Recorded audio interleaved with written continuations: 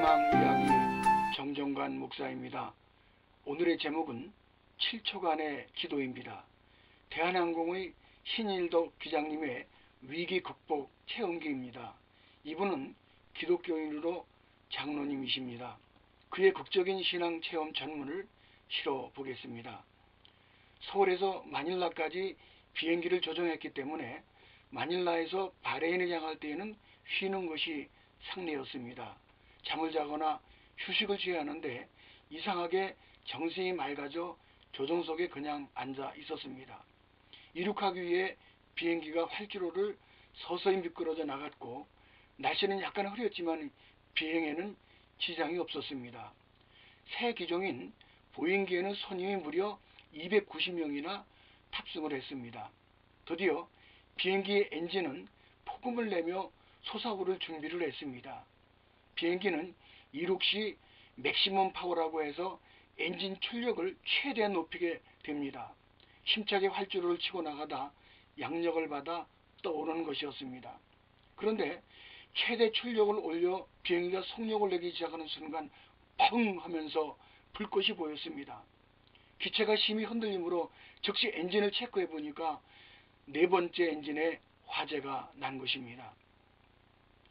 정신이 아찔한 순간 비행기는 이미 전속력으로 활주로를 달리고 있었습니다. 이때 급제동을 하든지 아니면 이륙하든지 신속한 판단을 내려야 합니다. 그런데 두 가지 모두 위험한 상황입니다. 정상대로 이륙하면 불이 붙은 엔진이 공중에서 폭발합니다. 당시 양날개에 무려 1100드럼의 항공유가 탑재되어 있었습니다. 반대로 급제동을 해도 활주로를 끝이 고속도로이므로 자동차와 충돌하는 대형 사고가 일어날 상황이었습니다. 이젠 죽었구나 하는 절망감과 승객들에게 사고를 당하게 한다니 하는 자책감이 교차했습니다. 순간 이사야 41장 10절 말씀이 떠올랐습니다. 두려워 말라 내가 너와 함께함이니라. 놀라지 말라 나는 내 하나님이 됨이니라. 내가 너를 굳세게 하리라. 참으로 너를 도와주리라. 참으로 나의 의로운 오른손으로 너를 붙들리라. 그 말씀을 붙들고 주여 승객들을 살려주옵소서, 이 위기를 극복하게 해주옵소서, 긍휼을 베풀어 주옵소서. 생애에 이처럼 간절한 기도를 들어본 적이 없었습니다. 주여 도우소서라고 계속 부르짖는 가운데 갑자기 황금빛이 기내로 흘러들어오는 환상을 목격했습니다. 순간 불안한 마음이 평안해졌고 급제동에 걸린 비행기는 찢어질 듯한 굉음을 내며 속도를 줄이다 멈추었습니다. 그런데 이게 웬일입니까? 그 6주간 비행기가 활주로 맨 끝자락에 딱 정지한 겁니다. 조금만 더 밀렸어도 큰 사고의 위치였습니다. 10여 명이 가벼운 찰과상을 입었지만 앰뷸런스가 달려와 신속한 조치를 취했습니다. 나는 하나님께서 기도를 들어주셨다는 확신 속에 주여 감사합니다라는 기도를 연거푸 드렸습니다.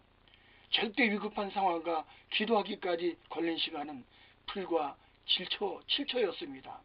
이 짧은 시간에 그렇게 많은 생각과 기도를 할 수 있었는지 스스로 놀랐습니다.